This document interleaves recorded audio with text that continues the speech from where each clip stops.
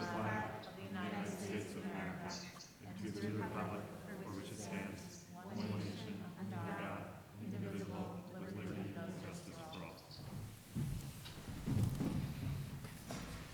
President Daly? Here. Vice President Headland? Here. Trustee Clements? Here. Trustee McNall? Here. Trustee Parr? Here. Thank you. Thanks for joining us. Our next Board of Education meeting is on Tuesday, December 1st at 7 p.m. right here in the auditorium. And we are all coming off of, a lot of us are coming off of Dr. Benante's webinar that we all just had the opportunity to listen to. And I know that Dr. Benante will be speaking to a lot of what he spoke about on the webinar here for our for the board and for the public to also hear again and ask questions. And I hope you'll also tell us where we can find the webinar as well. And with that, I'll just turn it over to Dr. Benante. Thanks, Jen. I'm just going to remove my mask for my comments. I'm going to start with athletics just because it's a brief update, and there is an agenda item related to athletics on for tonight. First, we're nearing the end of our fall sports season, and I'm really proud of our student athletes and our coaching staff in that we were able to facilitate a fall season that was quite substantive, I felt, and that's thanks in large part to the efforts on the part of our student athletes, their families, our coaching staff, and under Mr. Goddard's leadership through the fall. So it's been a great sense of well, I should say it was a great experience for our kids to have. To the extent that it brings the community together, even though I know as much of our community wasn't able to be there through the fall season. But with that, Mr. Goddard had never, it wasn't the intention to bring Mr. Goddard in on quite to the extent that he had been in the fall. And as a retiree, he is limited with the amount of time that he can commit to a school district. So with that, we have the benefit to bring in another experienced athletic director. And on tonight's agenda is a recommendation for Eric Romanino to serve as the interim athletic director and dean of students. And Eric will be able to help us out actually with some dean responsibilities at the high school as well, through the winter and potentially into the spring as well. Eric brings a wealth of experience. He's another former athletic director of the year when he was with Beacon, and he's fulfilled a number of interim duties since his retirement. He's another retiree who didn't really retire, and we're going to benefit from having him on campus through the winter and into the spring. Dave and Eric are working very closely together. They'll actually be on campus together tomorrow just to talk about the transition and to work through that, and I expect this to go seamlessly over the course of the next month. There's still some things to be determined with winter sports. Basketball was just delayed again a second time until after the new year. So obviously the prospect of indoor sports taking place is a little different than fall, which is mostly outdoor activities, if not exclusively outdoor activities. So I would anticipate having more to communicate on that to the community at large in the coming weeks. And thanks to Mr. Goddard for service. You know, we sent this letter out yesterday about the transition and probably didn't fully explain why Mr. Goddard was leaving, which we probably should have summarized. Like nothing bad happened. It's just he's out of time at this point. So we're going to miss him, but we look forward to having Eric. And Eric's been here once or twice already this fall just to get a sense of the space and the responsibilities associated with the position. So we look forward to meeting him. On the COVID update, so as Jen noted, we just finished up a webinar. I had a webinar with our staff yesterday, a webinar with our community this evening. We had about 240 participants on this evening's webinar, which I was really happy about. Turnout for those continues to be very good. So my remarks around this, because we are will be a bit extended, and I just ask for your patience.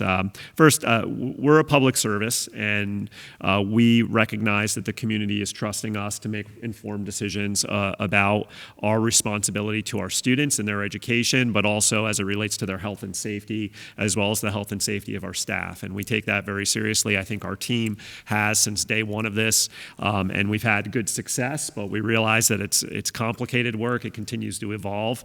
And as we now enter the winter season, it's evolving again in a different way.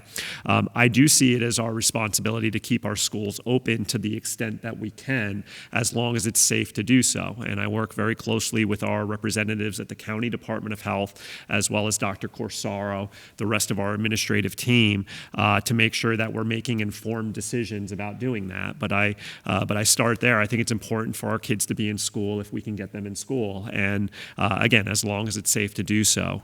I learned a long time ago, and I think we've all heard this at one point, the principle or the mantra that it's sometimes it's best to prepare for the worst, but expect the best. And I think we're encountering one of those periods where we're going to have to kind of expect the worst case scenario, but hope that things work out, for the best. And in our preparations, that's where we are right now. So as many have noted, the community rate of transmission in Putnam County has been high over the last week. High being, over 4, 5, 6% some days. So that's pushing our 7-day rolling average across the threshold, which I discussed with the board, I think last time we were meeting 2 weeks ago, to over the 3.5%. And that's a key figure for us, because if we hold on to that for 7 days or more, over 3.5%, we very well may be designated as a microcluster containment area, which is part of New York's strategy to implement a series of restrictions, which would include the potential closure of schools to limit the spread of COVID within our communities. So we're currently on day 7. And we have to hold that 7-day average for 10 days. So, I don't want that to come off as too confusing, but we're on day 7 of that 10-day average being over 3.5%, which would mean on Friday we would be at day 10. My observation has been the state will issue or designate new areas as yellow zones or orange zones on Monday.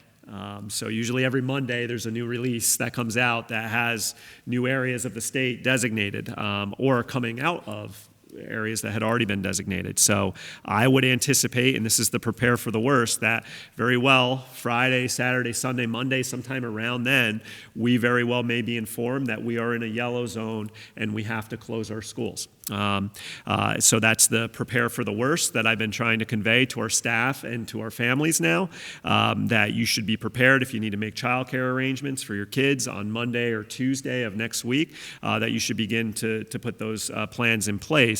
My hope for the best is we're not designated as a yellow zone. We'll be here, and that our kids will be here, and we'll be ready to meet them and to facilitate teaching and learning on those days. Regardless, I think this is a direction we're heading in. Even if we're not designated as a yellow zone, it is clear it's happening around us. And the weeks after Thanksgiving, we very well may be in this situation. And it's my hope that it happens then and not next week. But we just don't know. It's unclear to us as the state applies this strategy whether they're going to designate a whole county or a portion of the county as a microcluster zone. We cannot get answers on that. The Department of Health has tried to get answers on that. I have tried to get answers on that. I'd like to thank our local officials who have tried to help me get answers on that, again, to be able to provide our families with advance notice and our staff with as much advance notice as possible. We just haven't been able to get clear answers. And thus, the need to say to families, you should be prepared for this to happen. I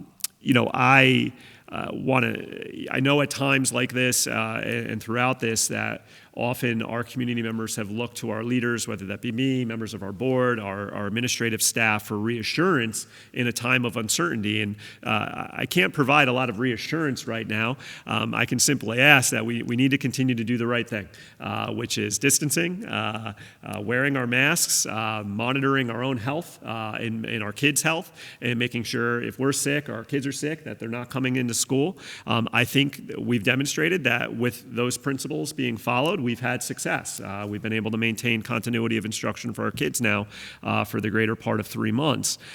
So that's all I can say to our community, is to continue to do the right thing, and hopefully we'll be able to continue to manage this with as little disruption as possible to our kids' experience within our school in the weeks to come. But that being said, we don't have clarity, we don't have answers on every detail related to this. We're in the process of figuring that out.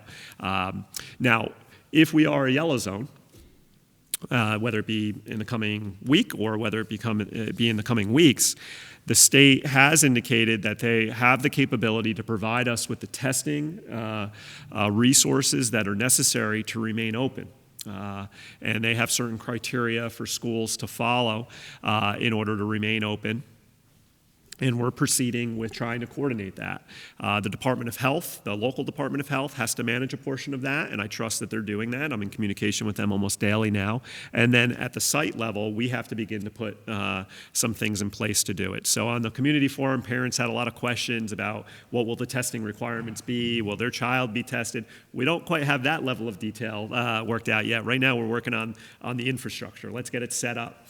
Then we'll start to backfill with the details and the processes and the procedures as it relates to how we're actually going to facilitate it. But first, we need to get it set up, and we're doing the work behind the scenes to do that.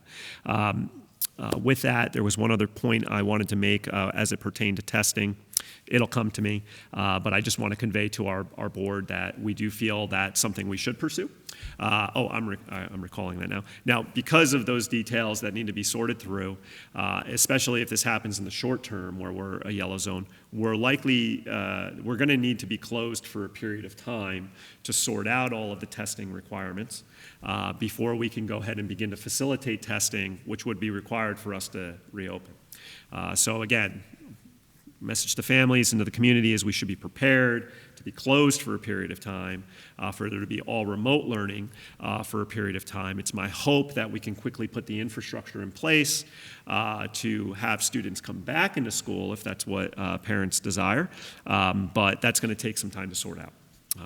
One thing I'm also seeing, and then I'll open up to questions, is that many schools who are encountering issues, and I've conveyed this, I know, to the board, but it's just a reminder, encountering issues with COVID in the community in whatever form it is, they're able to handle the immediate issue of identifying the individual who may be impacted and then identify the other individuals who may have come in contact.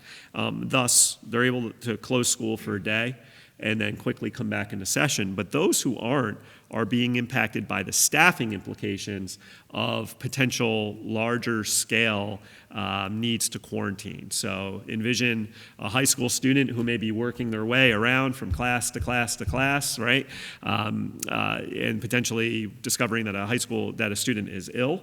Well, now that may be 4, 5, 6 teachers who now have to quarantine as directed by the Department of Health, which creates potential staffing issue now and run the building. So some schools are out of necessity going into a longer term closure because of needs of staffing, not because of outbreaks within the school community.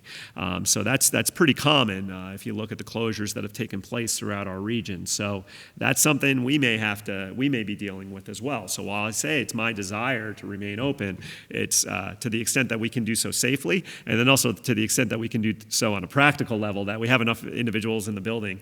And something we're monitoring in the background, at what point does it become, is the quality of experience that our kids are having, will an all remote option actually be a higher quality experience for our kids than being on site if we get into issues with a lot of staffing concerns? So that's just the advanced planning that we're thinking about, these different permutations that could take place. And I don't say that to raise any anxiety or concern, but just to try to convey to the board and to our community that this is a multifaceted kind of dynamic issues as it plays out within your community. And we're trying to do our best to anticipate what our needs may be and plan for them and control those factors, but there are some things that are outside of our control. And and we have to be aware of that. But we're being real diligent. I'm really proud of our team and the work that we're putting into this, and I'm really proud of our community because, again, I think we've done a really good job within the school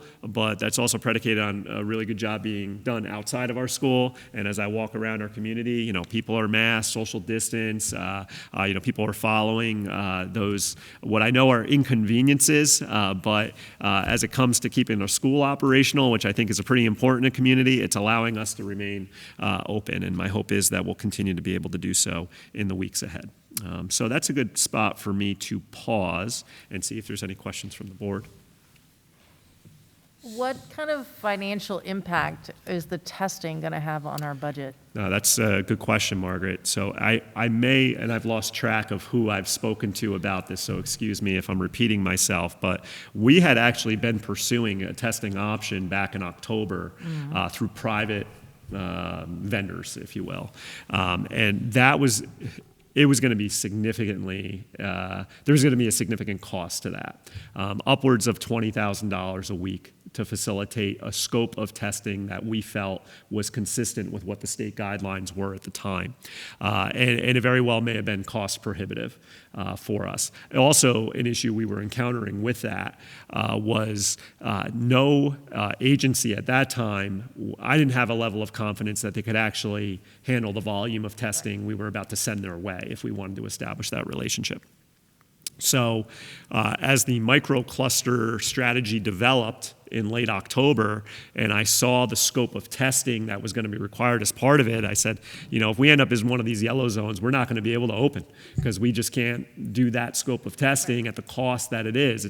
We're going to quickly, we might be able to do it once, but to the prospect of doing it in multiple weeks, I just didn't think it was feasible, as did many other superintendents. What has changed is that New York State has indicated that all of the testing materials and supplies will be provided for free to school districts if you need them. So we're operating under that principle in our preparation that these materials and supplies will be free and that the state will provide them to us as they're indicating that they will. Through our liaisons at the Department of Health, they have indicated that in other communities that are impacted, have been impacted already, the state has come through with those resources. Now, the scale we're about to potentially encounter here, not just across Putnam, but in other areas throughout the state, because we are entering a time of the year where we knew rates were eventually going to increase. We'll see if that continues to hold true, but my hope is that it is, because the state has indicated that they have the capability to provide us with those materials. What in turn we're responsible for is training the staff who would administer the test, and also the county Department of Health has to establish itself as the entity in which we would facilitate the testing under them at the site level. So the staffing would be our costs. Potentially. Our nurses have indicated that this is something that they would be interested and amenable to doing.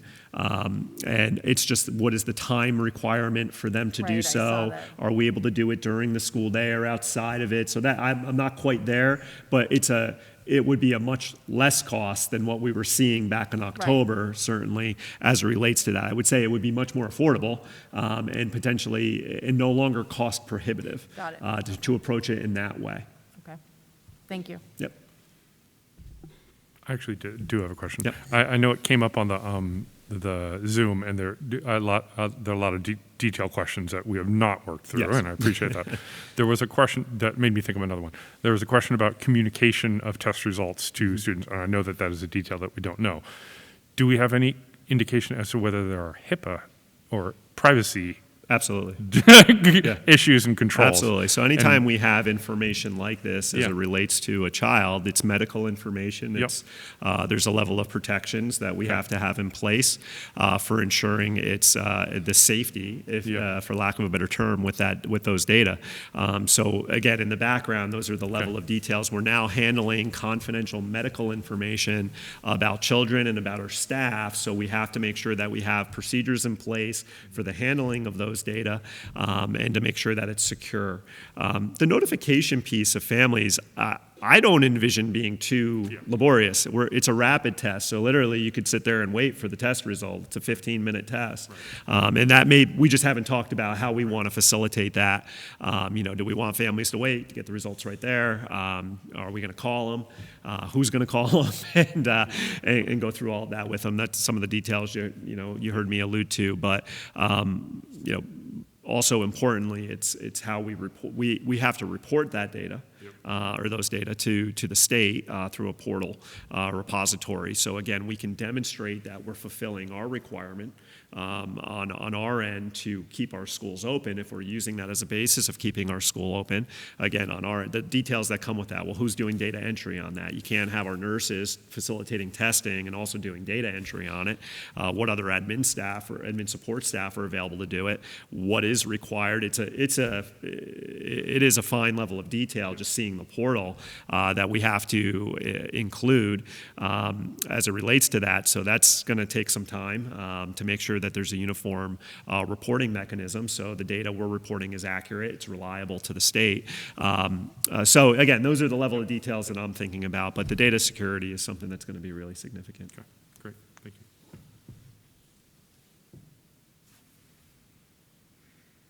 Sean, anything from the peanut gallery? Oh, you're muted. He's muted. Did I mute you? No, you didn't. I muted myself. Oh, okay. No, I like everybody else, listened to Phil speak before this, but I know some more information is coming, so I'm eager to also attend the next meeting with the PTA, I think on Wednesday. Could be a whole different meeting by then. I know. Webinar Okay, 2.0. You got a little more today than the staff got yesterday. The PTA will get a little bit more. Now, every day we're making progress, and we'll continue to do so. Does the board have any more questions for Dr. Benante? I'll just share that I am continually impressed by your stamina and your perseverance Oh, thank you. and mostly positive attitude. Mostly positive. Mostly positive. I'm working on that. It has been a long haul. I don't think any of us thought, I surely didn't, that we would be still here at this moment. Thank you. So I thank you for your work, Thank you. and I encourage you to keep it up, Thank you. because No, it looks like we're going to be in it we're for a gonna be little doing it while for a little longer. while longer. So thank you for your work. We said early on, it's a marathon, not a sprint. The team and I talked about this. It's now an ultra marathon or one of those, desert runs that are 100 miles It is long. way beyond a it's marathon. beyond a marathon at this point. Like I a know mud that. runner. Just as long as there are no hallucinations, That's like at mile 8. Yeah, whatever we're running, it's not a marathon. In the March meeting, when John asked the question, how long could this last? And you said, well, they're talking maybe 30 days. And John, your face was horrified. And I was like, I'll never forget it. I'm thinking, wow, 30 days is a long time. And your face just dropped. And I thought, well, here we are. And here we are. Here we are. Okay, great. So we will We'll transition with that. I transition. just did want to mention Shanna Siegel, who was on the call with me this afternoon, is our liaison with the Department of Health, and I just wanted to acknowledge for the public, Shanna serves as our Department of Health school liaison. So she liaises with the other superintendents in the county every Monday since I believe it's April. We've been meeting with Shanna, so she's been with us every step of the way. I envision sometime whenever it is down the road, when we're beyond this, we'll have a special board meeting where we'll thank, like the heroes who helped us behind the scenes on this, and there are many. But tonight, I just, you would have seen Shanna on the call, and she is one of them. She has advocated for information for schools. She's answered our questions. More often than not, she has the answers. We're just at this point where, we don't have the answers at a local level. They're held at a state level. So I just wanted to thank Shanna. And I also wanted to thank over the past week, Nancy Montgomery has been really helpful in helping, in liaising with other state official offices, Sandy Galiff's office, and also the regional liaison with Governor Cuomo's office. Again, just attempting and helping us trying to get answers to questions that we have as this may impact our community. So again, there's a number of individuals, and now's not the time to thank every single one of them, but over the last 2 weeks, last week in particular. Those are two individuals that I just wanted to thank because they've been readily available and definitely advocating for Haldane. And we need their I help, think for sure. Yeah. So with that, Jen, if we can transition Yes. to our workshop topic for this evening. So Ms. Leah Horn is going to present this evening and provide a technology update to the board. So Leah is going to come on up, and I'm actually going to turn the TV screen on and get out of the way. And I've asked Leah for this presentation just to provide an overview of the board. The technology now has played a critical role in our ability to facilitate continuity of instruction. Leah is going to provide a broad overview of what's occurred over the last 8 months in our work in technology. And again, behind the scenes, Leah's played a critical role in making sure that we have continuity of instruction set up for our kids back last spring and continue to have it set up through this fall. So I know you'll have questions for Leah. And Leah, I'll turn the TV on for you, and then we'll turn it over to you. Thanks, Leah. Yep. Yeah?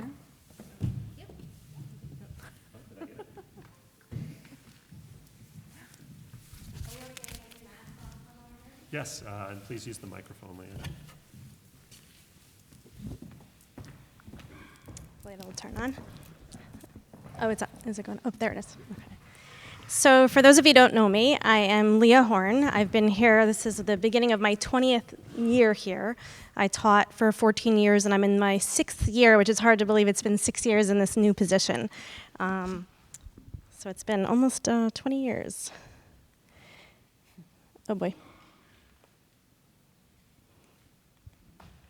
Somebody. The technology is not The working. technology person can't use a clicker. Am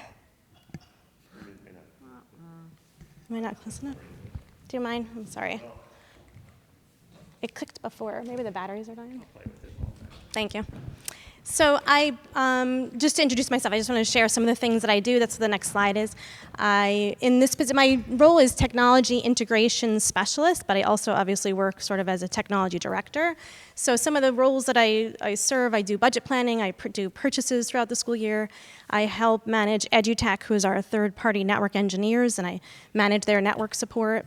I do technology integration, training for staff and students, some Ed Law 2D compliance, just to name a few of the things that I do, but just to kind of give you an idea of the stuff that I normally do. You can move it on. Okay, so I purposely chose this theme, by the way, because this theme kind of spoke to me.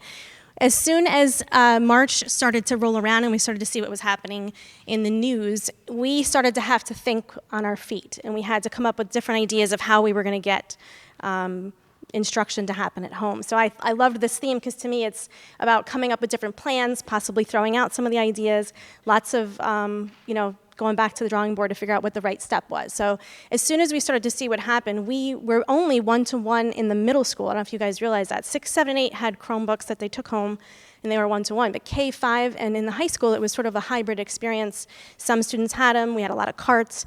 And immediately what I realized is we needed to break down all the carts. We had to break them down, and we needed to assign them to students and staff and get them out and about. So that's the first thing we started to do is break down our carts. We then immediately started to realize that district staff needed to be able to have laptops and remote access. So they needed what are called VPN connections to be able to do payroll and access some of the documents that they'd normally access. And then I, thank goodness, kind of realized immediately that if I don't get my hands on some of this inventory and purchase immediately, I knew that we were going to be in trouble. So I went to Ann Dinio almost immediately. I think the purchase date is March 12th, literally. March 12th, I reached out to Ann and I said, we need hotspots, I need a Zoom license, I need more Chromebooks, and we got to buy our desktops for next year, because if I don't buy them in March, they're not going to be available next year. We need to buy our Chromebooks for next year, because if I don't buy them right now, they're not going to be available. So thankfully, we were able to figure that out. We had those ordered and sent to us. I think they were on campus by February, so that was a beautiful thing. So those are kind of some of the things we did to prep. Once we went out and we were remote, the next step was like, okay, so we got Chromebooks out and hotspots out to most of the students, but there were quite a number of students who still didn't have the Chromebooks and hotspots they needed. So principals took on a lot of that themselves. They handed out Chromebooks. They drove to people's houses. We had hotspots on lunch buses and Chromebooks on lunch buses. I don't know if a lot of people realize that. We had students who had broken Chromebooks, for instance, and needed new ones. We had the lunch bus, do the exchange for us. So we, being a small school, we were able to really think outside the box and get that happening. We did training sessions for staff. I did them on Zoom, one-to-one sessions. I did webinars for parents, middle school. I broke them up by building, elementary, middle school, high school. And we just realized the best to our ability, we wanted to be able to support the parents and the staff, and they needed training as fast as we could get it. So lots of one-on-one Zoom sessions, which I have to say is some of the bright lights in the darkness here, because I got to work with a lot of these families really closely. I got to know them over on Zoom. I actually got to finally meet some of these kids in person in September. It was Mrs. Horn, you were in the Zoom this all spring, so that was kind of like exciting that I got to finally meet some of these kids. And then I built a website, just a very brief website to kind of put a bucket of our resources. So I could say to staff, hey, that instructional video you need, it's on this website, it's right here. So those are kind of some of the things that we did. Okay, so then by June, now it's summer, and it's like, okay, so what do we need to do to get ready for the school year? And so we sort of went into overdrive of collecting all the Chromebooks, literally sanitizing them, and then wiping the hard drives, getting them reassigned to students and staff. One of the biggest pieces, we were very lucky. I was in the process of switching our internet service. We had LightPath. I don't know if you remember that. We were LightPath for about 3 years. We only had 150 megabytes, which if you do the math on that, only supports 30 Zoom sessions. So we were, that was on average, actually, did we even figure out on average how many Zoom sessions we do? I know it's more than 30, K-12. Yeah, so luckily we had already, through our E-rate services, had gone out to bid for internet service provider, and we had all the bids and we were ready to go. It was just COVID got in the way in terms of the processes. And so by summer I was able to get us switched over to Verizon. Verizon got us a gig for a lower price, which is awesome. We got a lot more bandwidth for a lower monthly cost. And now we were able to hold something like 300 different Zoom sessions at a time. I think it's actually 500 sessions at a time. So thankfully that literally came in. I think they lit Verizon up like that first week of school when we were in professional development. So we were very lucky that kind of just sailed right in there. The other big piece, we pay for a print management service for our copiers, and in the past, the way that they bill us is it's a set bill. However much toner we use, it doesn't matter, they just bill us the same. So I had already been in the process of changing us over to Canon, and luckily they charge us by use.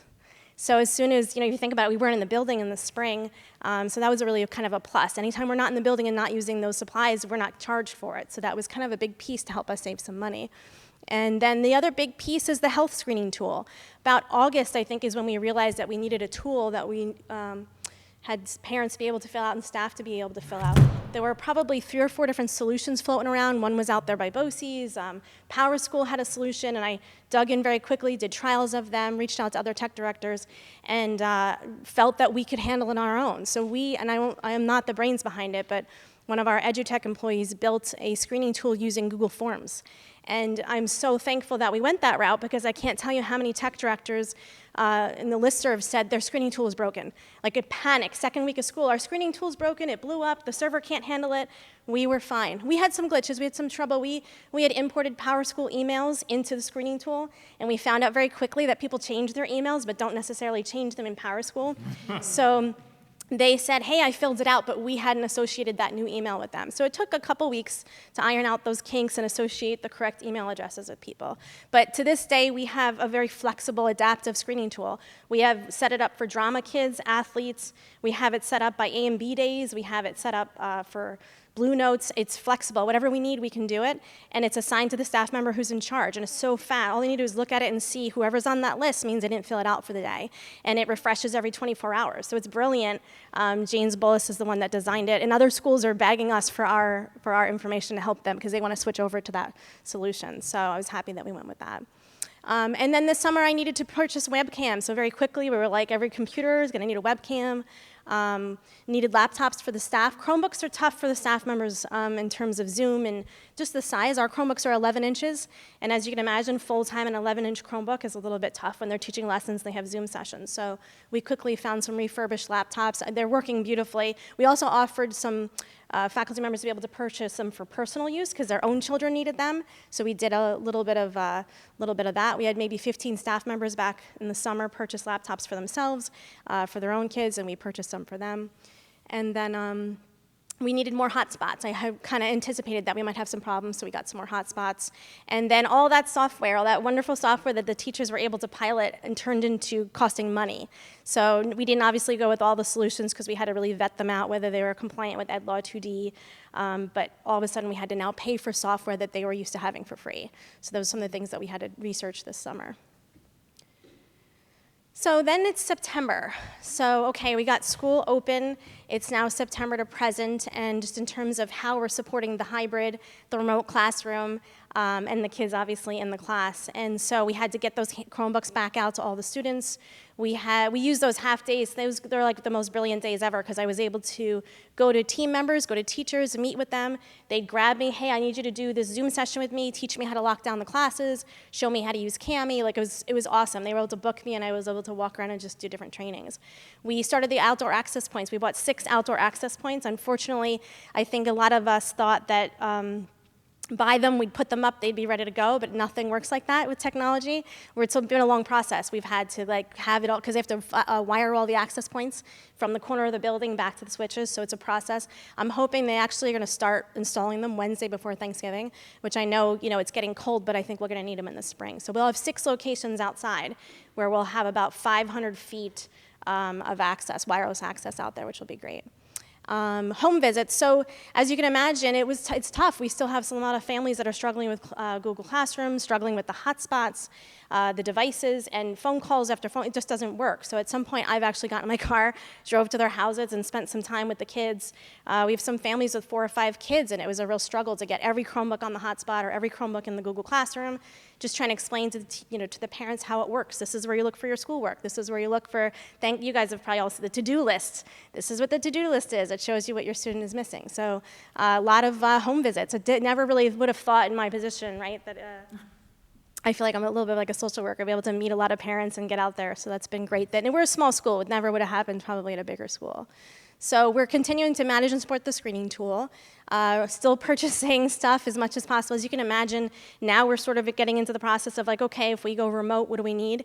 So as fast as possible, what I'm trying to do is reallocate what we already have. We've got a lot of iPads. They're sitting in classrooms or sitting in my office because they can't be shared by students.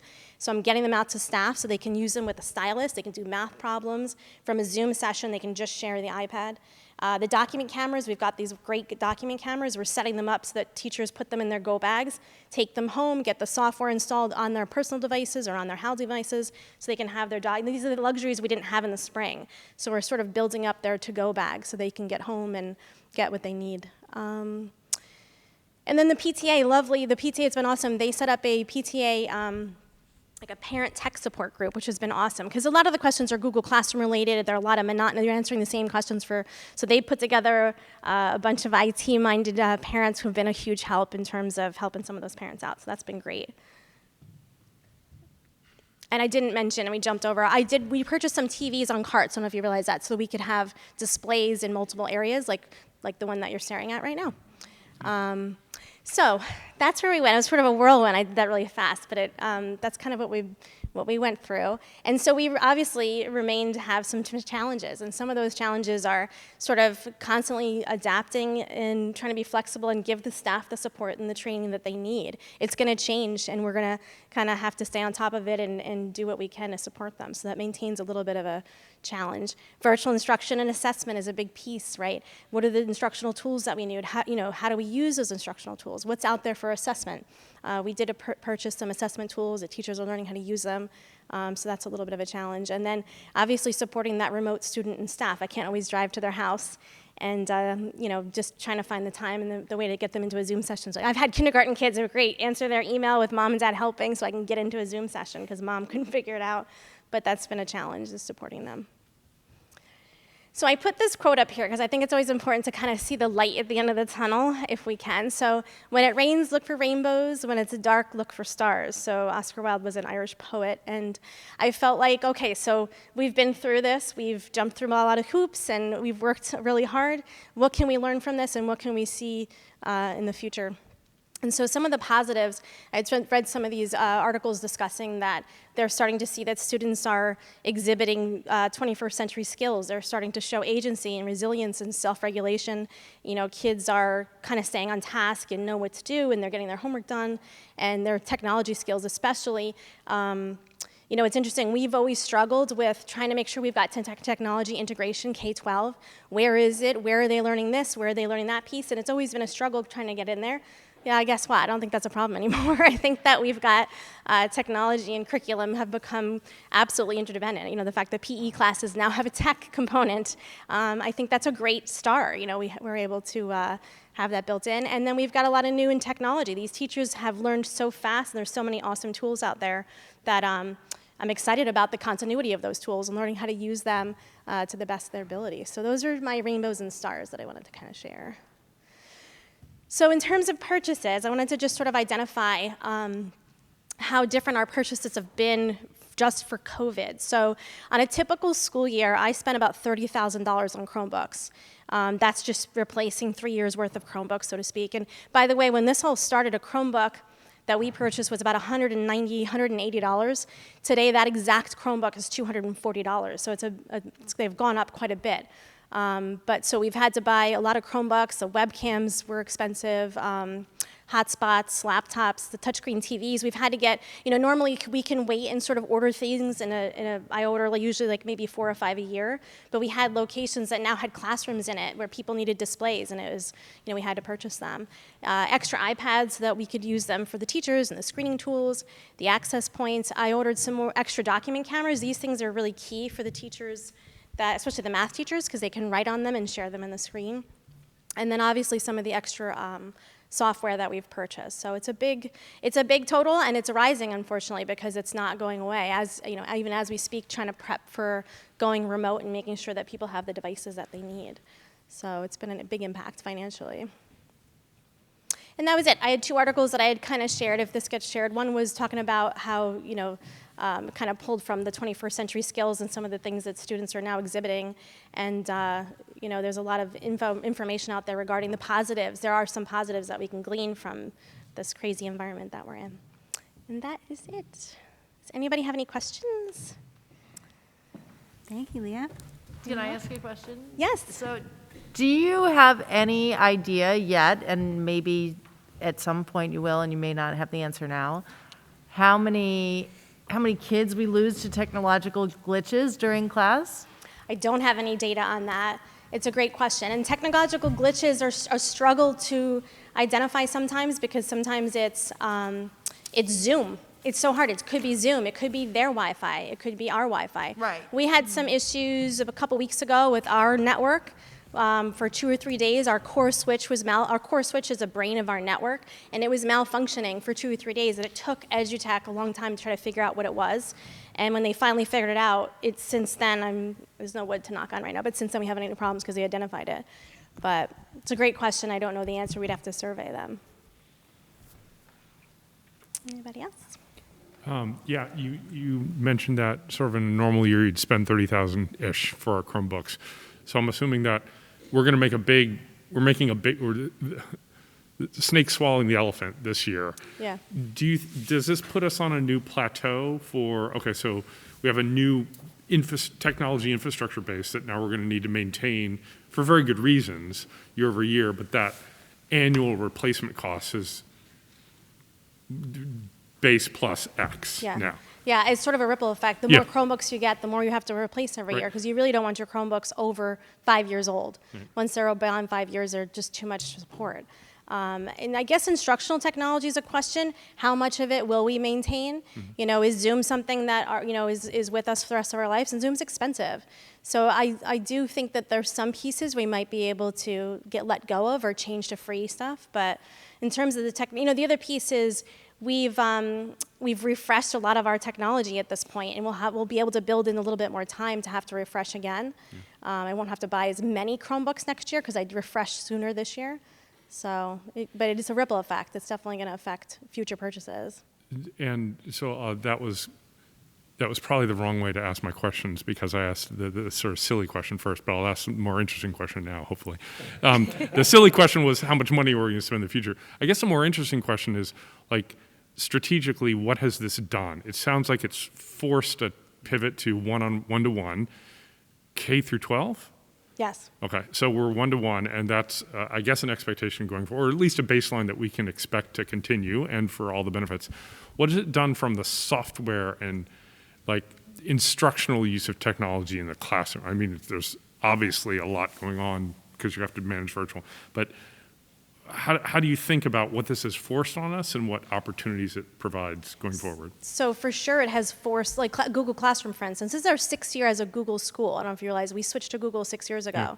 So prior to March, I don't think every teacher was using Google Classroom to the ability they're using it today. Okay. We see every single classroom, K-12, every teacher is using Google Classroom. So all of their lessons are built on there and the resources are on there. So I think that's not going to go away. I mean, it's, works wonderfully. The kids can be independent with that piece, so I don't think we're going to see that go away. I think some of the other instructional pieces, even the assessment pieces that we purchased, paper and pen, it's now online, immediate gratification. Teachers can grade it on there. Would we go back? In some respects, paper and pen's important, don't get me wrong. Math and certain lessons, paper and pen's important. But I think that some of the technology we've purchased is going to replace old practices. Okay, all right, thank you. I guess I want to bring up the issue of one-to-one. So we're not really a one-to-one school right now because a lot of students are using their own devices. So let me just to clarify, in the high school, 9 through 12 is the only building that has the option to use a personal device. We allow the high school students to bring in their own devices and use them in school. 50% of the high school is one-to-one. 50% use their private personal devices, correct? And I don't guess I knew that, but then every child K through 8 has a district supplied device. Yeah. Yeah.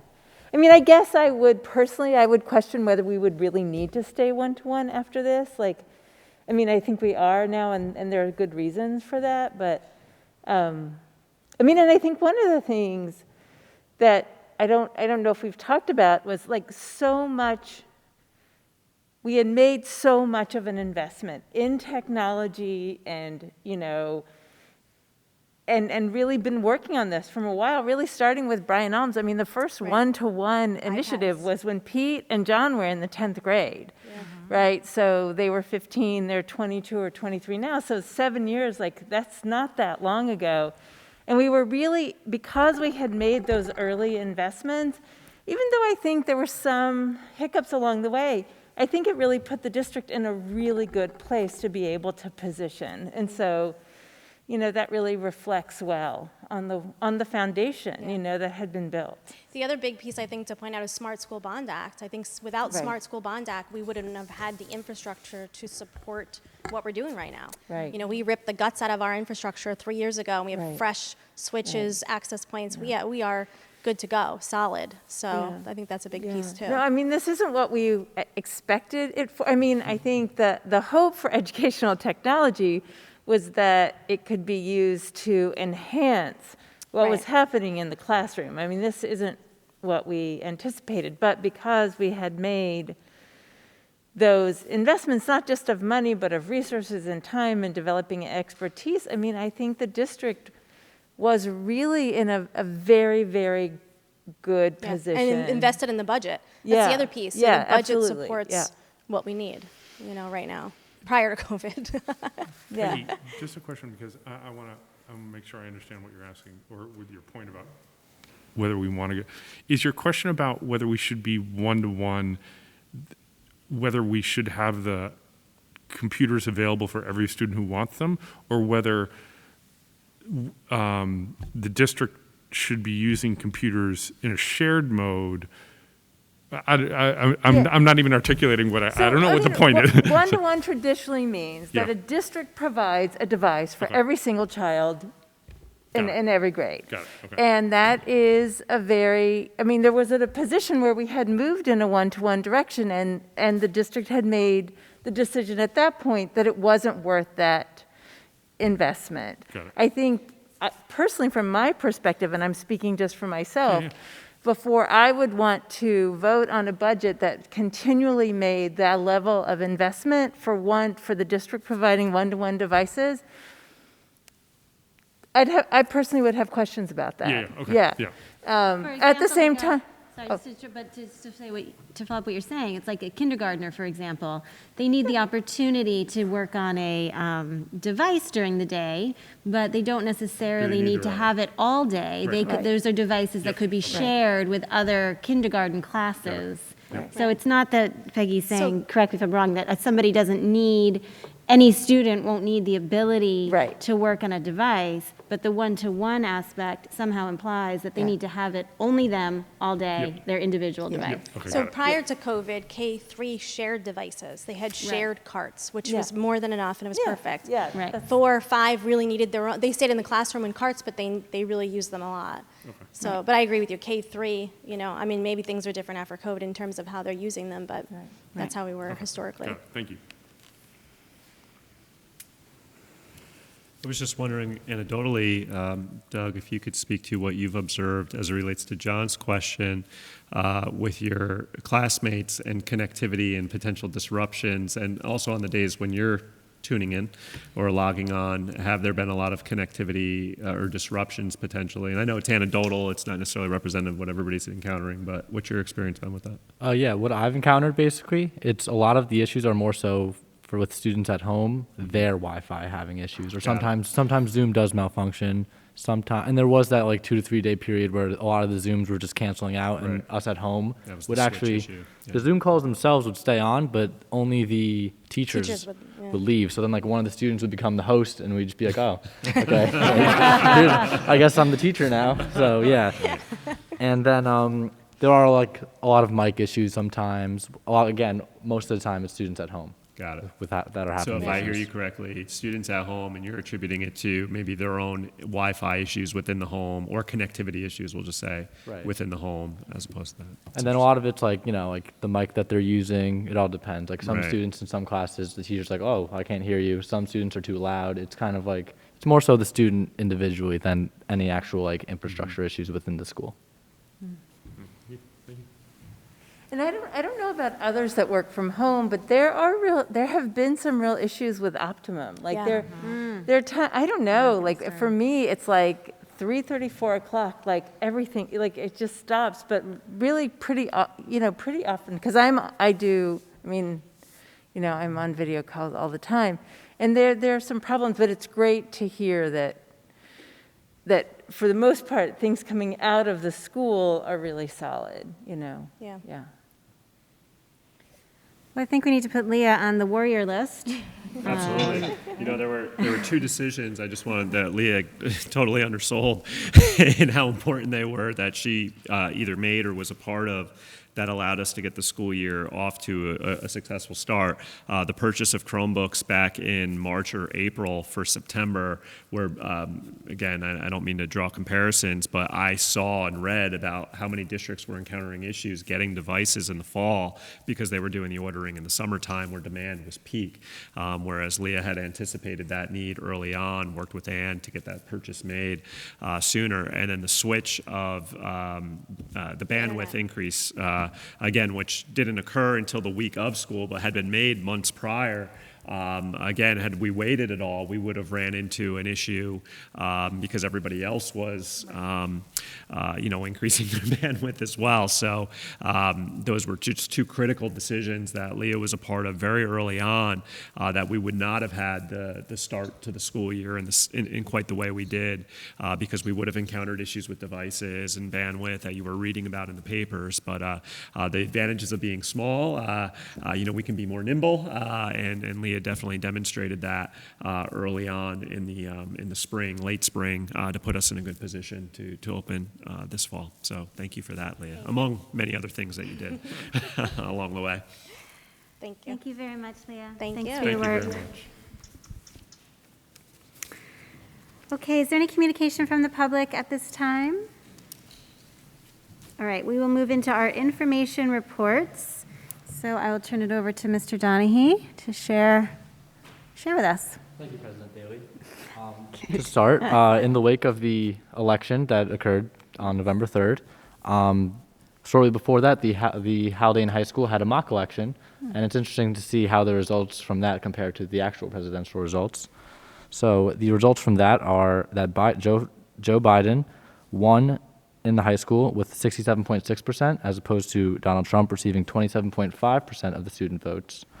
And then other answers were Hawkins, West, Jorgensen, Obama, and then blank. So that was less than 5% of the votes in the high school. In terms of the 18th Congressional District, Sean Patrick Maloney won with 71.5% of the votes, and then Shelley Farley had 22.2% of the votes, and then Scott A. Smith had less than 7%. And Karen Smythe versus Susan Serino, Karen Smith had 64.3% of the votes, as opposed to Sue Serino having 31.9%.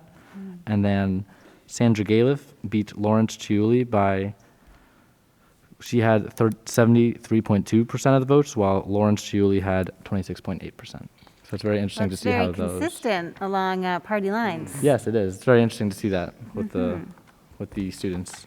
Thank you for that. Yep. And then the other topic I would like to touch upon is the food drive that the high school has worked in conjunction with the middle and elementary school and to organize food drive. Each grade is assigned their own actual item, non-perishable item, and the leftovers will be donated to the Phillipstown Food Pantry, which I've coordinated with Mrs. Richter, who runs it, and that will happen on Wednesday, the day after Tuesday, the 23rd. Yeah, I'll say that as a parent, I actually really appreciated the, kindergartners bring this, first graders bring that. It really gave some direction for a food drive. Right, and it also helps us not get too much of That's one item right. and too little of another. Yeah, I thought it was so smart. Casserole. Exactly. You gotta Who have some wants starches, all you that gotta have some cranberry salads, sauce? you gotta do Exactly, all- and to keep in mind the actual families that will be receiving the food. Right. Who needs it's- 15 it's cans gonna of be cranberry? It would be Right. much harder to divvy up Yeah. what we got if it's too much of one thing, too little of another. Absolutely, makes so much sense. Thank you. Yeah, of course. Okay, Ms. Jamin is unable to be with us, but her report is here for our review, and I'll ask Dr. Seelke to join us.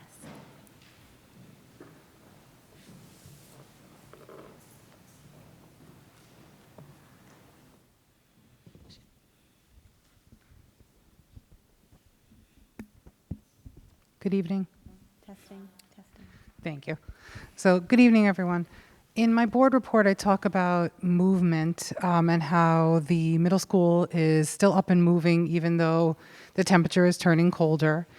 And also that our parent-teacher conferences are going to be virtual this year. But a new exciting project has developed since I submitted my board report.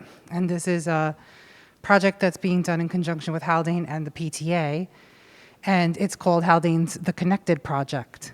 So in the world that's become so disjointed due to the pandemic, the idea came up for art installation that would symbolize our unity.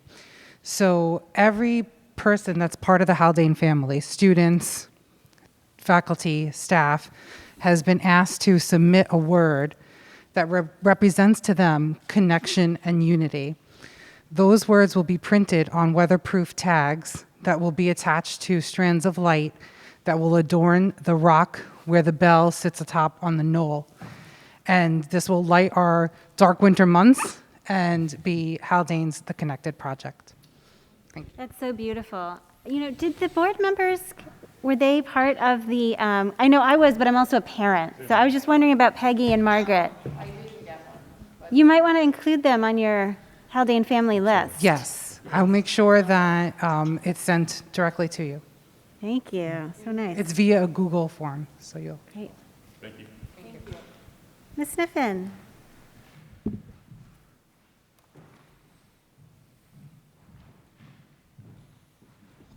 So I'll just quickly share something on behalf of Christine. We were eating dinner this evening, and she shared that she walked into a kindergarten classroom today, and today is day 50. And so day 50 of kindergartners being in school when you are doing a math lesson is a big deal when you have 5s and you have bundles of 10. And so today is day 50 with students, day 54 with staff. So I think that that's a wonderful thing to celebrate, and I enjoyed hearing and bringing me back to kindergarten as Christine shared that. As it relates to high school, I think I'm going to take a little bit of the theme that Dr. Benante was talking about and just recognizing some of our students and our teams within my board report. Our boys soccer team yesterday won their first regional game. They are playing tomorrow against North Salem, so that's very exciting for them this season. Unfortunately, our girls did lose today, and they played North Salem. They lost 3-0. I'd also like to recognize both cross-country teams were league champions again this year, so that's super exciting. And we had one girls doubles tennis team that made regional play as well, and that was Caroline Nelson and Mairead O'Hare. So congratulations to both of them. Similar to what Marianne said about parent-teacher conferences, high school parent-teacher conferences are on Thursday. They are already set up, and they are virtual. There are still a few slots left. If parents are interested in parent-teacher conferences, please reach out to Ms. Janine Chinchulis, and she can work to set that up for you. Thank you. Thank you. Thank you. Ms. Rounds.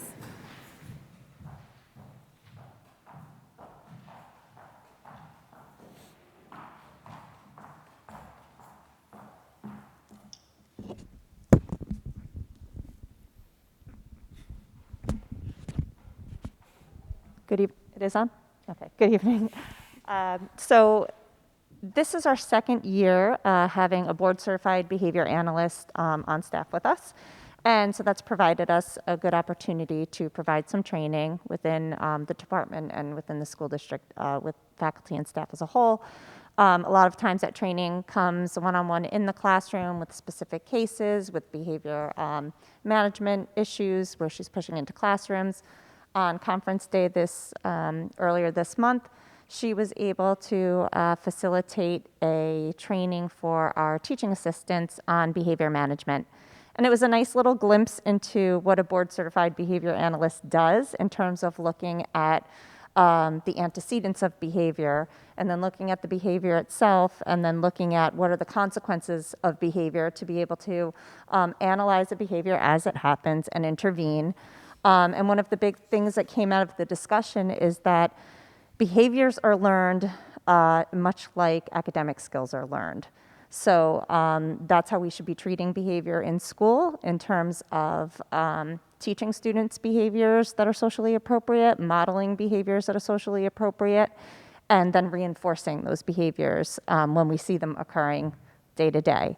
So it was a nice opportunity for her to work with our teaching assistants as they're working. They're in the they have the perfect opportunity to be able to work with our students directly, daily, reinforcing behaviors. So we were glad to have her be able to do that this conference day, and to be able to hopefully continue to engage in that kind of training with our staff.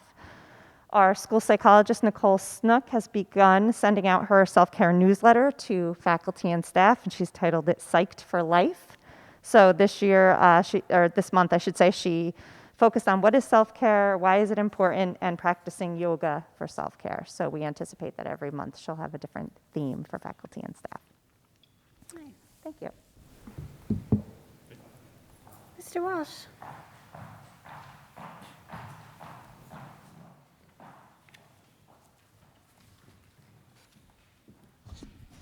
Hi, good evening.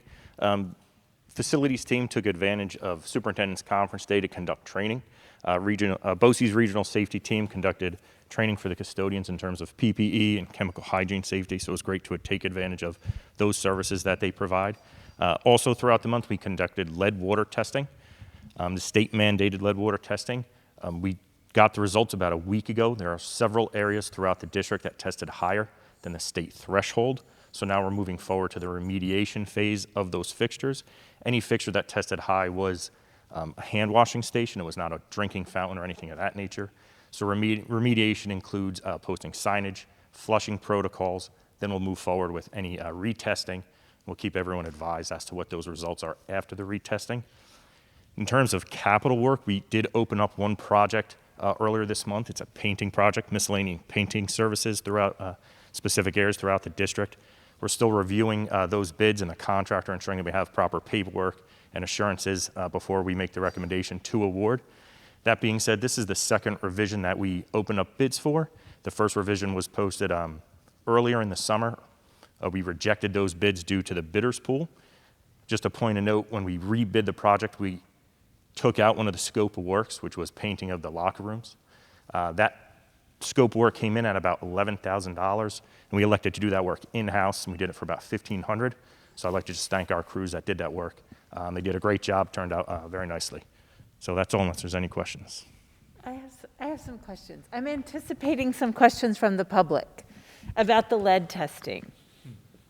So the last time that I remember hearing the reports of this is a couple of years ago, and it was a similar situation in that there were higher lead levels in places where folks typically wouldn't drink. It would be hand washing. The remediation was undertaken, including signage. So my question is, there have been these locations in the past. There are now locations now. What, and if you can't answer this today, that's fine, but I do think that these are questions that, again, that the public will have. But like where there is lead that's higher, what will be the district's plan for continually making sure that there is adequate signage for remediating this over the longer term? So again, I don't expect answers for this right now, but again, I do anticipate these questions could arise. Well, just to comment, I haven't done the analysis to determine what was high on the 5 years ago to what was high this time. But I guess one of my points is, if there was something high 5 years ago, there probably should have been signs there all along, and we just want to make sure that that happens. Sure. There are signs posted, and we have posted signage for anything that did turn out high. And speaking with the consultant, I think they're seeing this throughout the state, that there's a lack of water flow than what is typical due to coronavirus or lack of for here in the district, we have fixtures that are not being utilized due to social distancing. So they're seeing testing come up high due to the lack of water flow just within buildings. Right. And that's something that they're just seeing. But we'll go through the protocol, whether it's keeping signage posted, keeping engineering controls such as flushing throughout the years as a mitigation procedure, or whether it just is replacing fixtures as needed. Great. And I just want to speak to something I've noticed that Tim does with his staff as it relates to, I guess, kind of establishing a standard operating procedure. I know you're doing a lot of that right now as it pertains to cleaning, Tim, but the deliberate nature in which you try to establish a review of particular areas of the school to ensure that because we have different staff at times who are responsible for cleaning an area. Tim, I know, tries to assign consistent staff, but part of the process behind that one is that there are written protocols for areas of review, so almost like a checklist. You got to ensure A through Z is being done in this area each day, which would also include health and safety signage as it relates to the operation of that particular area. That will help ensure that we know when we're leaving an area each day that it's in accordance with the, what Tim has established needs to be in place after each day. So, sometimes signs fall off. Or they disappear, maybe someone takes it down for whatever reason. That the protocols Tim establishes, accounts for that now, that when our staff are reviewing those areas, that it's left essentially the way that it needs to be left for health and safety reasons, which would include uniform signage on things like this. Yeah, I guess that is sort of, I didn't really know the right language to put it in, but something like, will there be it sounds like it would be a good idea for there to be a protocol established related to if there are these areas, is it on a monthly basis, is it on a quarterly basis, just to review to make sure that everything's still in place, because I'll be honest, I'm the kind of person that takes a drink of water out of it, like, kids are probably better at this than I am, but like, I would get a drink of water out of and again, these could be in places that children don't even have access to. But again, just trying to anticipate what some of the concerns might be. Thanks. Thank you. Thanks, Peggy. Okay. Okay, we're going into our consent agenda minutes. May I have a motion, please? So moved. May I have a second? Second. Is there any discussion? Peggy, did you want to speak to the policy committee minutes? I did. So I think there's some, we might want to pull these off the agenda and just review them a little bit, or off the agenda for this time, and just review them a little bit more carefully to make sure that I take responsibility for this because I actually approved these minutes, but to make sure that they accurately represent our process, which is that the committee right now, and actually we never say anywhere in these minutes adopt. What we do say is accept, but I understand where there might be some confusion between those terms. What the policy committee is doing right now is reviewing draft policies in the manual, making sure that the administration and other staff have had a chance to review the policies in the manual, and making sure that the policies in the draft manual are up to date in advance of adopting the policies. The only policies that the board has adopted at this point are the policies that we review and actually vote on in these meetings. What the policy committee is doing, again, is just reviewing the draft policy manual, but I do understand that the minutes right now say accept, and we probably could just make clear that we're... Well, it says they accepted, that it tells Megan to strike out the other one. That was the part that but that is what we're doing. I mean, but that particular piece right there is what the policy committee is doing, is where there are policies where we're getting recommendations. But the committee can't strike out the policy. The board has to No, but put we're the policy talking in place. specifically about, correct me if I'm wrong here, Peggy, we're talking specifically about the policies that we shifted from the from NISBA to Erie BOCES. Right. But we're doing so within the context of the draft policy manual. Right. We're And not it's all in doing the so with the actual operational policy that's in place. So from an administrative standpoint, the policies that are currently in place are all the policies that have been adopted by the Board of Education, that are posted on our district website.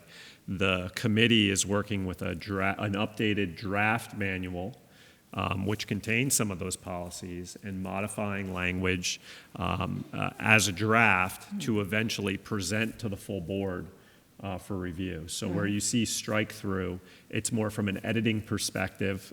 It's not an operational policy that's in effect right now. It's a policy that's being reviewed by the policy committee with our policy service provider in a manner to direct them what to do when they send us the updated draft back. But the board's not taking, there's no action being taken by the committee. The committee doesn't have the authority to do that. And there will be anticipated action for the board to take when it comes time when we get that next draft back. I do think the language is important, as Margaret and Peggy are noting. But Margaret, when you see the strike-through language, that's at a policy level, the committee is recommending that language be struck, a new policy be included when the draft gets presented to the Board of Education for adoption in the months to come. But I think that's the key. When the policy is presented to the Board of Education for adoption, which it doesn't say anywhere. No, in the way, contextually how it reads, I see what you're saying. It reads like we're making policy decisions. And to some extent, we are, as a committee, because the board's entrusted the committee to do that, to expedite the process. It's a good process, but those aren't becoming operational policies when the committee is doing that. It's for purposes of editing the policy manual and updating it to send to Erie BOCES for review, and the board will take action on that in the months to come. Right, so I just think that needs to be clear Yep. in the minutes, so 10 years from now. No, you're absolutely right, and it's a really good point. And I also just want to share that these 3 policies that are in here as being noted as making some shifts to, these are, I believe we've talked about this at our meetings prior, but these are the NISBA, we have the NISBA policies, and we're shifting them to the Erie-Boces policies. They are laws, so substantially they are identical. There's just a few like language issues that are slightly different, and we wanted to align the policy manual with the Erie-Boces manual, Erie-Boces policies, so that when we have to go through it, Erie-Boces is more readily more readily available to us to make changes and updates and suggestions. So these 3 that are pulled out are actually a little bit, it's just kind of, it's a shift from NISBA to Erie-Boces, but substantively they're the same. Yeah. Just for background. But your point is still taken as something we should make an adjustment to.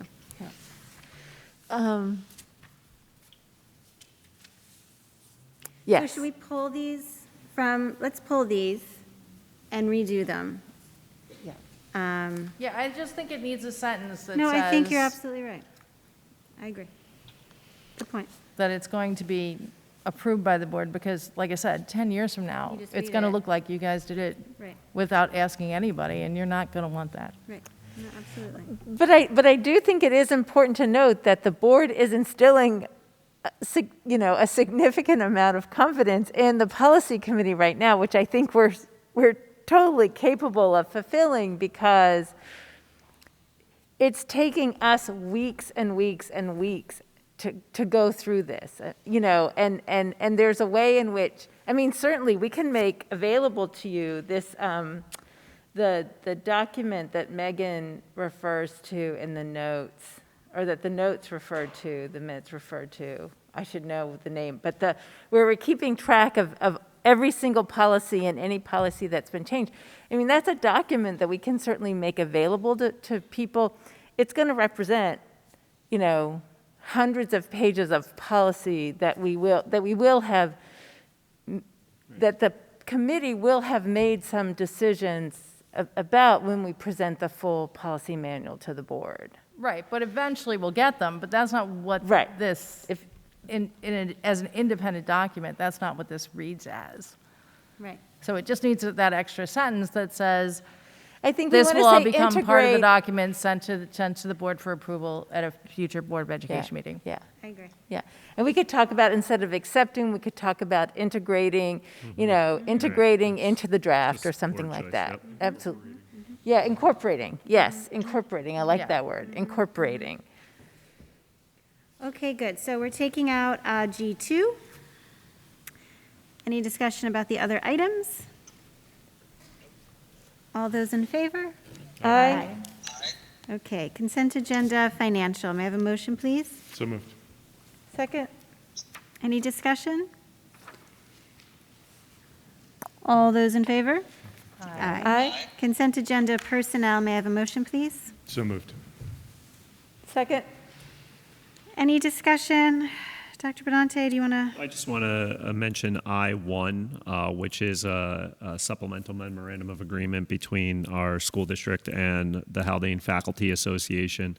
We've had a few points along the way in our continued management of the COVID crisis and our work with staff where we've had to make some modifications or come to short-term agreements with the Faculty Association to handle any staff-related need or anticipated staffing need, and that's the case here where our contract does not currently provide for an unpaid leave provision.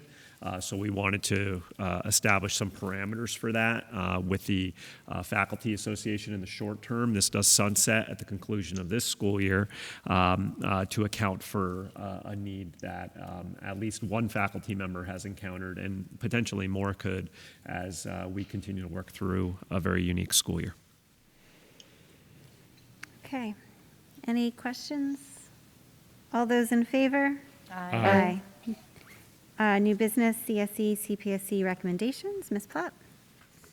Be it resolved that, upon the recommendation of the Superintendent of Schools, The Board of Education hereby approves the recommendations of the Committees on Special Education and Preschool Special Education as presented. May I have a motion, please? So moved. Second. Any discussion? All those in favor? Aye. Aye. Budget calendar draft time. Oh my gosh.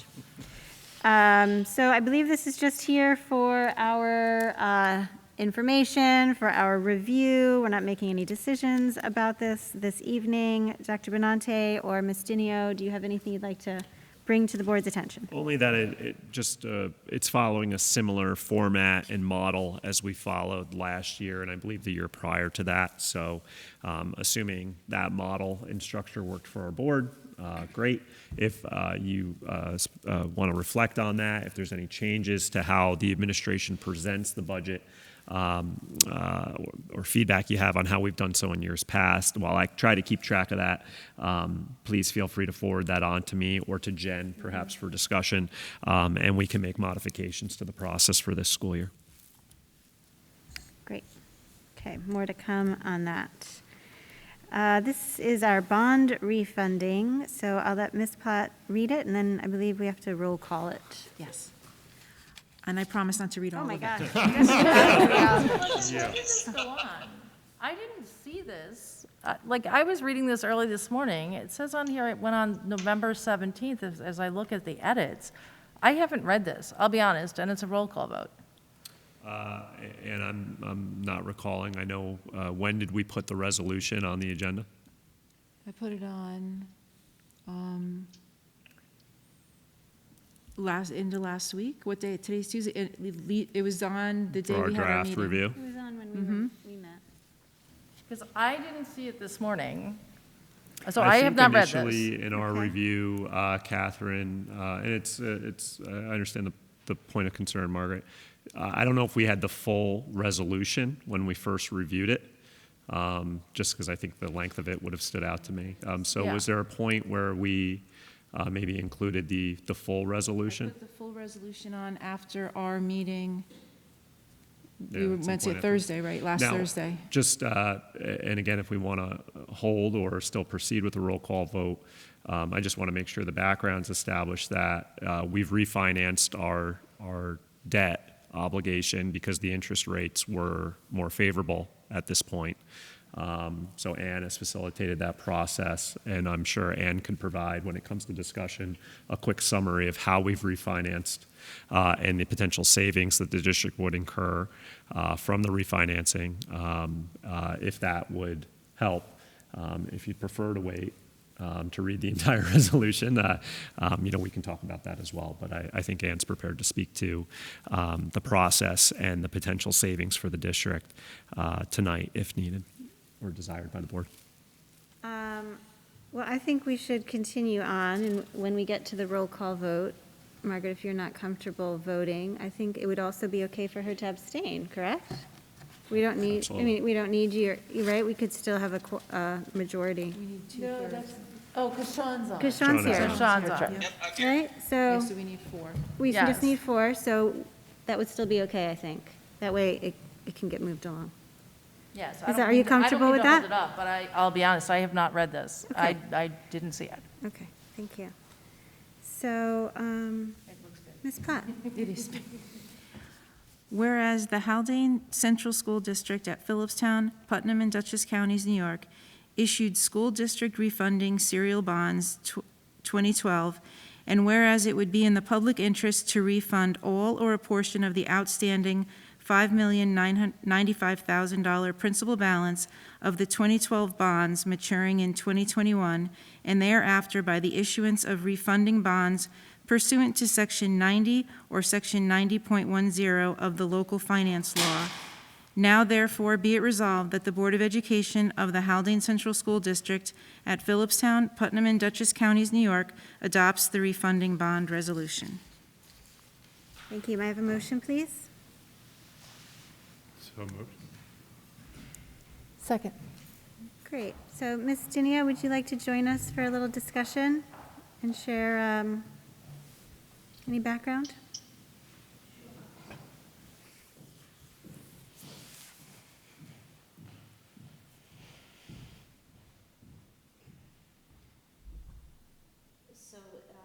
These are some outstanding bonds that we've already refunded once, and they're eligible to be refunded again, which is pretty rare because the interest rates are at very low amounts right now.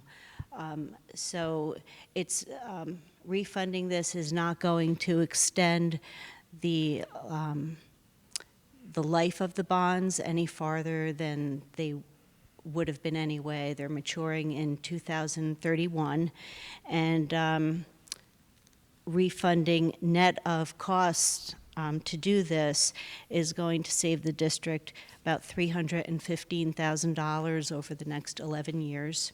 It's about $30,000 a year. Sometimes it's a little more, sometimes it's a little less.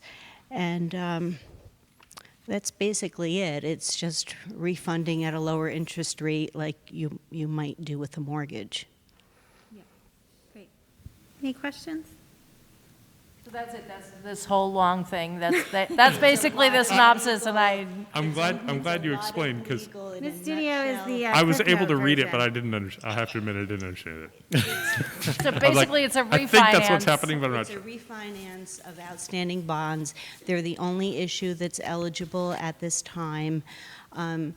And, you know, I don't want to force you to do it, but No, if we can if save we wait- $315,000, I'm good. if we wait, the rates might go up, and it could just be a moot point at that point. Got it. No, Okay. no, I'm good. That's exactly what I needed, Ann. Okay, Thank thank you. you. Thank you. Okay. President Daly? Yes. Vice President Headland? Yes. Trustee Clements? Yes. Trustee McNall? Yes? Trustee Parr? Yes. Thank you. Thank you. Thank you. Okay, is there any communication from the public at this time? No. Board committee reports, policy committee update. I'd like to turn those over to Peggy. Let's see. Well, we're Friday. we're meeting on Friday. we are very close to having completed the review of the second draft of the policy manual, and it's not just the board, it's not just the policy committee reviewing the policies. It really also requires an enormous amount of work on the part of Dr. Benante and the administrators and other school staff to review policies that have likely been updated by Erie BOCES when they were sent to us to reflect changes in laws or regulations to make sure that the policy is understood, that we, you know, to determine if we want to make changes, although quite honestly, we are relying on Erie BOCES to do the lion's work for us. You know, they're attorneys and they understand the law and they write the policies to reflect the law, and it's really our job to make sure that, you know, there's nothing in there that we really object to or think is problematic, but most importantly, make sure that the policies we're about to adopt are reflected in what's happening in our practices. So anyway, a long way to say that, you know, Dr. Benante and, you know, others in the district have really had to look at a lot of policies. We were hoping in the very near future to have finalized this review of the second draft. We're trying to be a little bit proactive. That's some of what was in the meeting notes. Really trying to incorporate in this draft, when we send it back to BOCES, policies, newer policies that reflect, to incorporate into the draft, newer policies that reflect more recent changes in laws and regulations, so that we really can get to a manual that we can adopt in its entirety, that is, you know, easily accessible to the public, and that really is an up-to-date policy manual that we're working from. So that's what I would say. Yeah, great, thanks. Westchester Putnam, we had a meeting last week, and I find it continually helpful to be able to talk to other board members, mostly board presidents or board vice presidents, that are all dealing with the same craziness that we are dealing with. It helps me feel like we're not alone. It also helps me feel like we're doing a really good job, because I'm hearing some of their war stories, and I know we're not supposed to compare, but we're doing a good job. And that's great, and it feels very supportive that we're all in this together.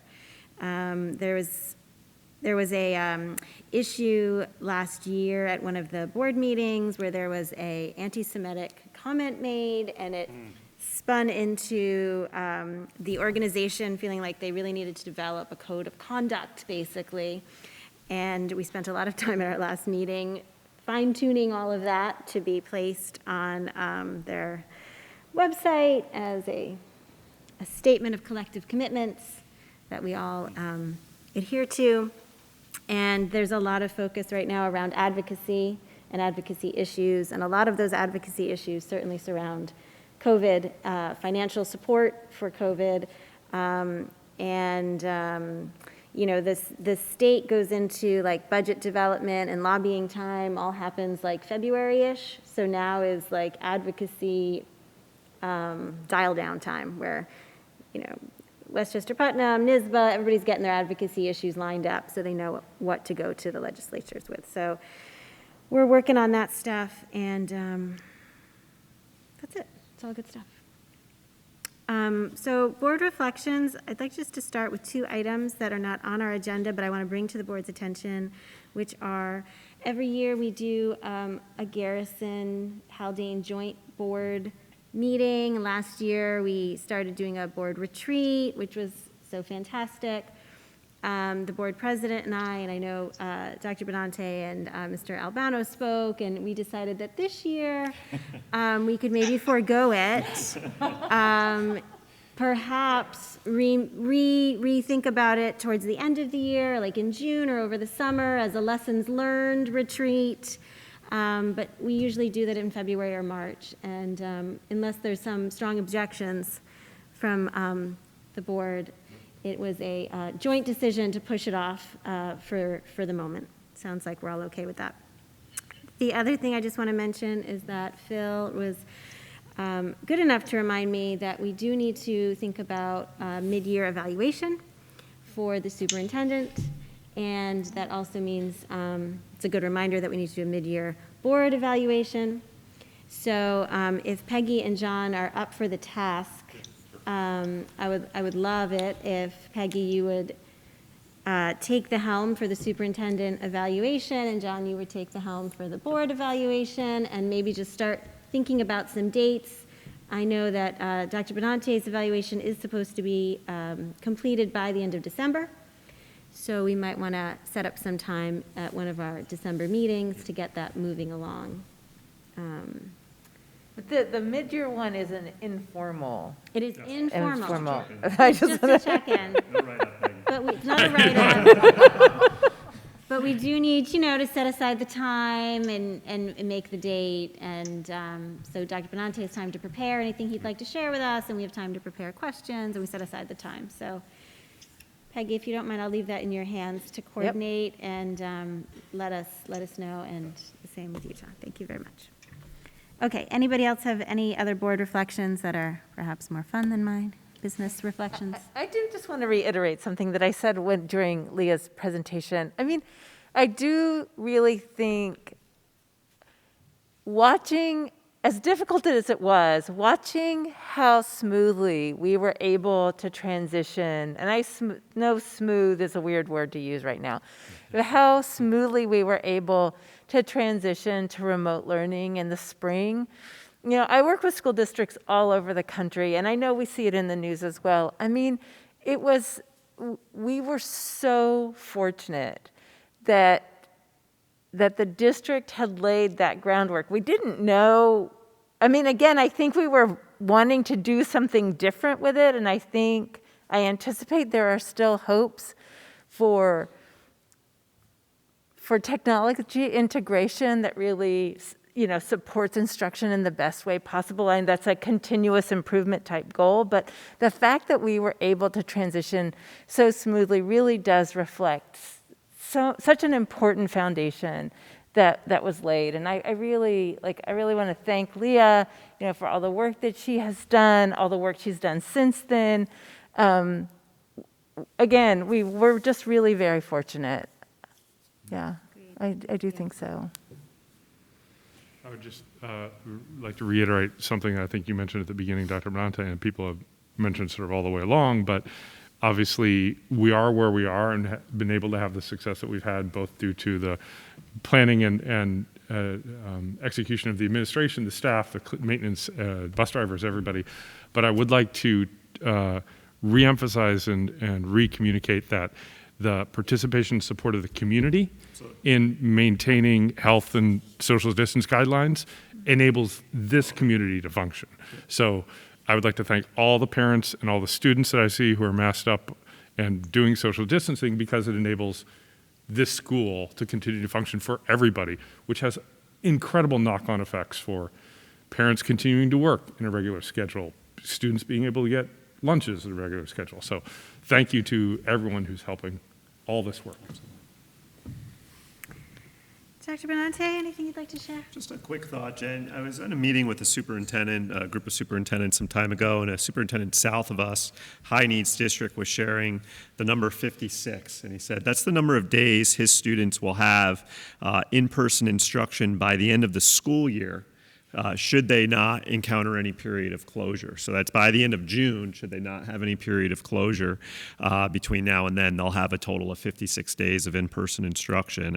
And for us, as Julia mentioned earlier, we're on our 50th day, and I'm thankful for that, and it's a period of being thankful, right? But it's also a time, as we encounter Thanksgiving, to think about generosity and to think about those who are less fortunate and don't quite have perhaps the resources that we have at our disposal. So I just thought that it was an interesting point of reflection. And again, I've been wary of comparing, but it demonstrates the inequity that exists within our public school systems.